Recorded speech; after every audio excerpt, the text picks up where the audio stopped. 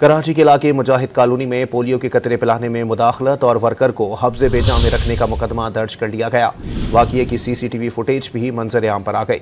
मज़ीद जानते हैं डॉन न्यूज़ के नुमाइंदे इमरान अहद खान से। इमरान, कौन कौन सी दफात शामिल की गई हैं?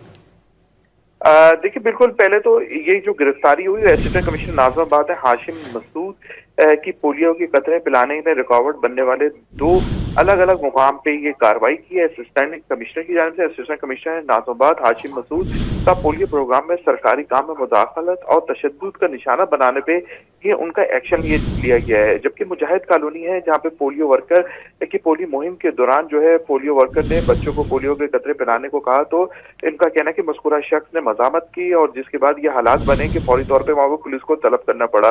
जबकि ड्यूटी पे मामू पुलिस एहलकार से बदतमीजी भी की गई। जबकि असिस्टेंट कमिश्नर नाज़िमाबाद ने फौरन इस पे एक्शन लेते हुए थाना नाज़िमाबाद में मुकदमा दर्ज करा दिया। पुलिस की जानिब से मज़कूरा शख्स को गिरफ्तार करके कानूनी कार्रवाई के लिए भी अमल शुरू कर दिया है। जबकि दूसरी जानिब नाज़िमाबाद नंबर 3 में लेडी पोलियो मुहिम की घर में बच्चों को जो कतरे पिलाने थे वहां भी जो है वो एक वाकया पेश आया, जिसके हवाले से असिस्टेंट कमिश्नर ने सख्त जो है वो एक्शन ले लिया। उनका ये कहना है कि कोई भी अगर पोलियो मुहिम के दौरान बीच में आएगा तो उसके खिलाफ सख्त एक्शन लिया जाएगा। जबकि पोलियो मुहिम के जो स्टाफ पहुंचा है जिस घर में, उसकी जो वीडियो है।